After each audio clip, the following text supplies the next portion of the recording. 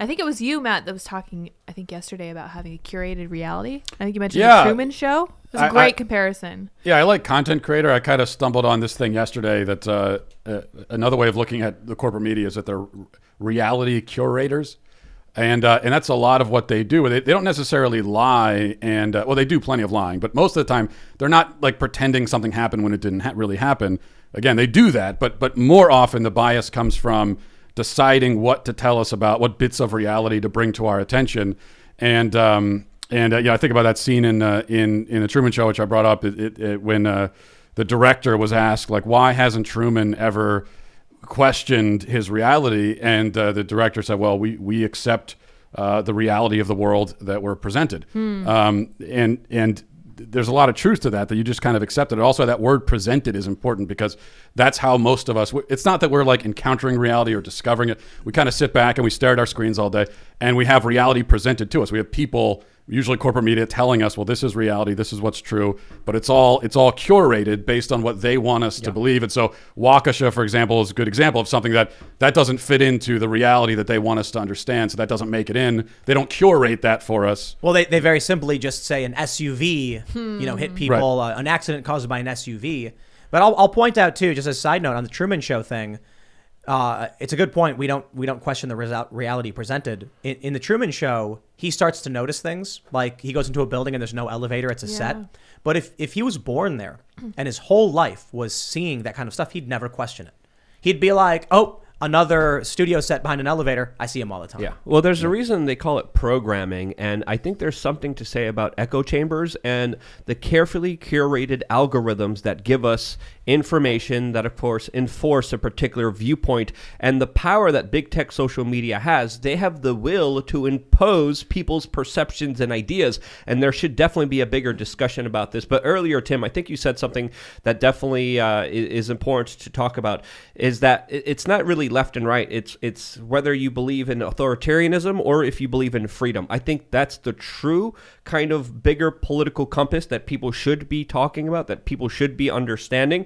And when it comes to even calling them content creators, I think that's giving them too much credit, because they're not creating content. They're regurgitating, repeating corporatist talking points that, of course, special interests feed them, and they just regurgitate it back to the general public. We know, but content creator is meant to irk them. Yes. Maybe corporate content regurgitator or like creator. that too. I don't know. But look, when it comes to the different political compasses, idea of like the blue pill false reality within the corporate press, I don't think that adequately explains, the phenomenon we're experiencing with the culture war. Because I've thought about that. Maybe it's just the libertarian spectrum.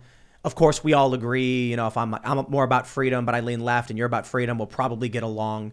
But if you're authoritarian, we're not going to get along. But I have a friend, actually. We have his painting up. Where is it? Brent. Oh, yeah. You can't see it. It's off camera. Because I've had people be like, I don't believe Tim has any left-wing friends. Like, oh, Brent's really cool. And he made this comic book called Snow White Zombie Apocalypse that I've helped kickstart a couple times because I think it's fantastic. Really, really great art. Cool story. It's not super political or anything. But, we were having a discussion about Kyle Rittenhouse. And he's very much in the corporate press version of what Kyle Rittenhouse was doing. He was posting on Facebook saying the prosecution's case is super strong. I was surprised. He was repeating the prosecution's talking points you'd probably hear on MSNBC or things like that. And we were talking about it. He said, we got to this point where he said something. I was talking about the prison system, it being broken anyway. And I don't understand why he would be on the side of the state in this regard. And he was like, the state is illegitimate. And I was like, okay, well, hold on there a minute. I was like, we can agree on almost everything. We come to this point where we're like, when you say the state is illegitimate, I'll be a bit facetious and say we agree on that. And what I mean is, like, we disregard the establishment, the authority, and the lies and the manipulation. But when you're in this different version of reality, we can't work together towards like solving any problem, because his version of reality is, Kyle Rittenhouse was a violent reactionary who showed up to hurt protesters. And I'm like, but that's just not true. If you live in the world of the corporate press, it doesn't matter if you think the state is illegitimate and you're an anarchist. You live in a false reality where your motivations are fueled by incorrect information, leading you to cheer for the state, like he was doing. So I mean that with all due respect. I think he's a cool dude, but there we very seriously disagree on what is even true or not. Yeah, it's gonna is. As curation, like you were saying, these companies are basically curating what we see. Deepfakes, when people, they're gonna be able to be like, they're gonna show you something that's not real, and they're going to tell you it's real. And then they're going to be able to be like, we wash our hands of it. We received it. We checked it out. It looked real to us. We were just reporting on what we thought was real. And then people are going to be seeding all these deep fakes that are like, Yep. It might even be the news organizations that create the deep fakes we find later, but then they're just telling us they didn't know they were fake. Spider-Man. Yeah. Spider-Man 3. What about it? Sam Raimi's. Yeah. So you've Is that got the dancing one? Yes. Okay. Yes. So I bring this up because it was on TV and I happen to have seen it. Oh. But there's a scene where Eddie Brock is this character who wants to be a staff photographer. Peter Parker has been a freelance photographer there for years. So Eddie Brock is sucking up to Jameson, who's the editor in chief or the whatever position he has. And he says, whoever gets me a photo of Spider-Man with his hand in the cookie jar gets the job. So what does Brock do? He photoshops an image of Spider-Man committing a crime. They run it on the front page. He gets hired. They later find out they have to retract. I think it's a stretch, if in real life they probably wouldn't retract. They'd just be like you said, well, we were reporting the truth at the time, so there you go. But as much as it's a silly fictional example of this, I bring it up because that's what happens. Mm-hmm. You have quote unquote journalists who are like, I need to move up in this company. I need to get traffic.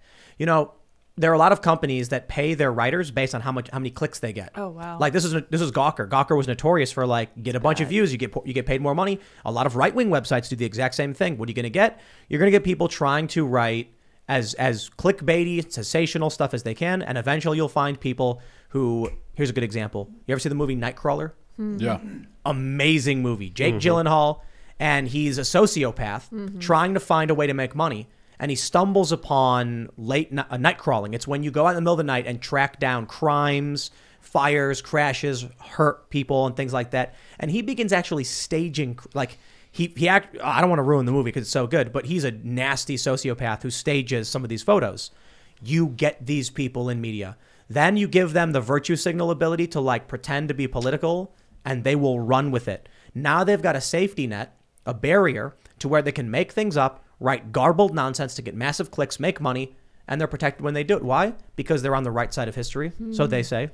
They're not just protected, their competition is eliminated and, of course, fact-checked into oblivion and downranked in the algorithm where you can't even see them, even if you're subscribed to them. I think it was BuzzFeed that had an infographic at their office studio showing the articles that are getting the most amount of shares and a live number update graphic showing everyone working there what's getting the clicks, what's not getting the clicks. And once you kind of involve yourself into pleasing the algorithm, you're involved in pleasing, of course, the agenda of the people who are creating the algorithm. Who's creating the algorithm? Who's running the algorithms? What's the response and result of these algorithms? Well, I think superficially we could look at it and see there's a lot of depression. There's a lot more suicide. There's a lot more self-hate. There's a lot of other psychological issues that are encroaching and becoming more of a problem every single day.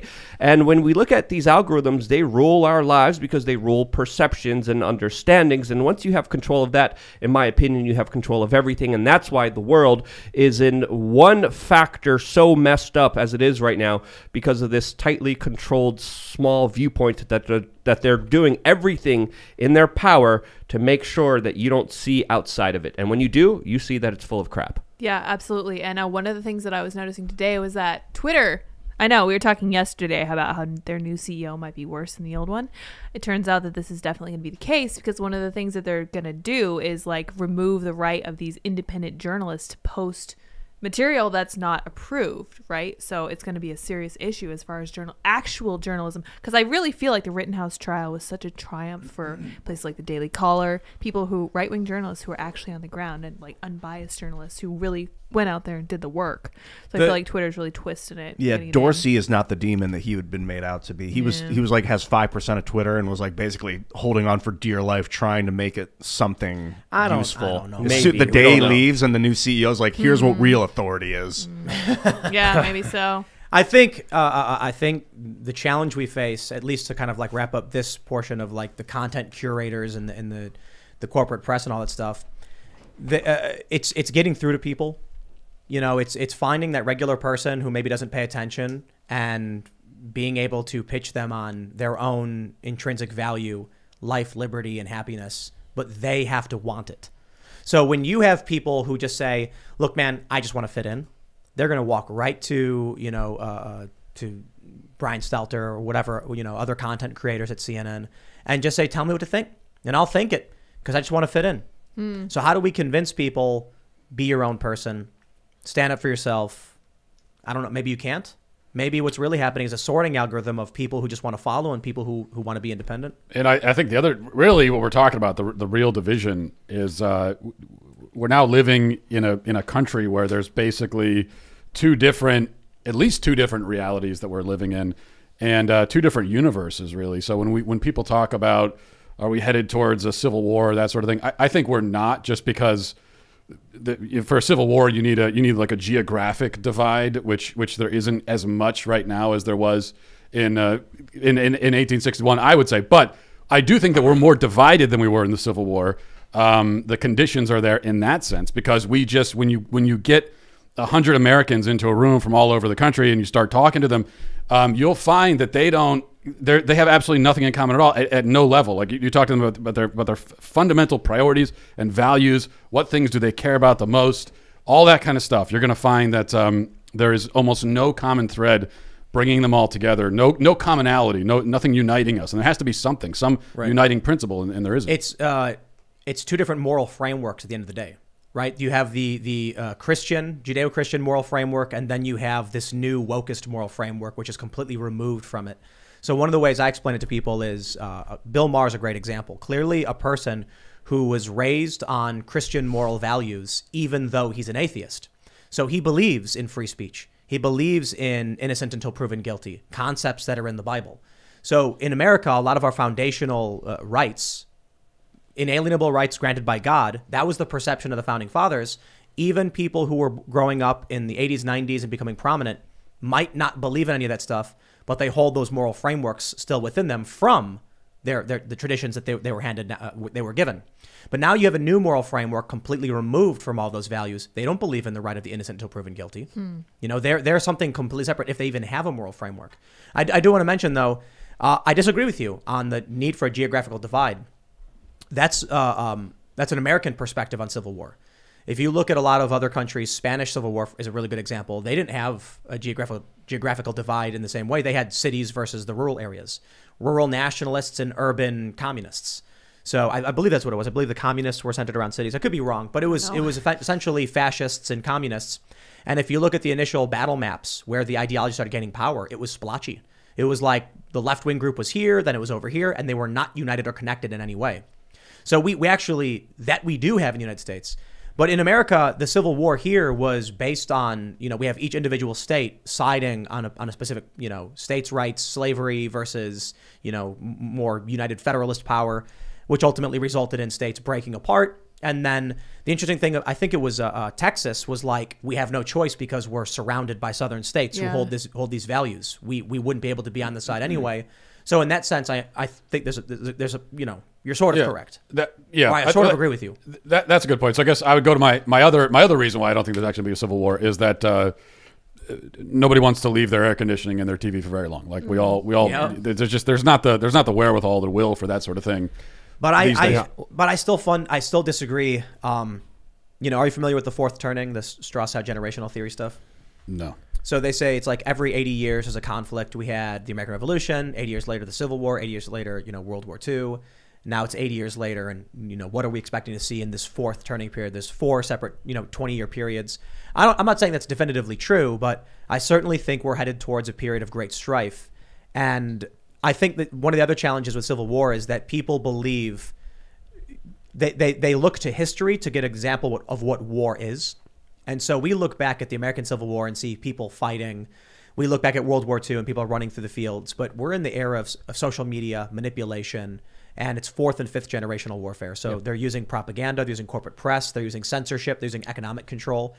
They don't need to point a weapon at you to convince you to do something if they can take away your ability to communicate with anyone else. Or So- make you think that a weapon's being pointed at you, even though it's not. Or you're going to face some repercussions if you commit wrong thing. And Matt, you made a very good point. We are very comfortable. We are very blessed. We are very lucky. You notice that especially if you travel the world and you compare our lifestyles to how everyone else is living. But that is rapidly changing right now, especially with the economic turmoil that's being created by the centralization of economic forces by the federal government, by the Federal Reserve, that I believe deliberately is trying to create havoc on the world economic market, that is creating not only inflation, shrinkflation, meatflation, but just the utter devaluation of the US dollar. And I think soon America will have to live like the rest of the world. I think there will be a shock. And in that shock, in that kind of larger transfer of wealth that has been happening since the beginning of this pandemic, I do think there's a potential for conflict. I hope it doesn't happen. I'm not saying it is going to happen, but I think there is a window where that potential opens, especially with the economic havoc coming our way, which I believe is deliberately being pushed on by a lot of centralized, big, powerful players. Thanks for checking out this segment from the Timcast IRL podcast. If you want to watch live, you can check out this channel Monday through Friday at 8 p.m. Now, don't forget to smash that like button, subscribe to this channel, and if you want more unfiltered and uncensored content with all of these guests, go to timcast.com and become a member. All of these guests you know and love in exclusive segments on our website where we are unrestricted in what we talk about, so you'll definitely not want to miss it. Thanks for hanging out. We'll see you all next time.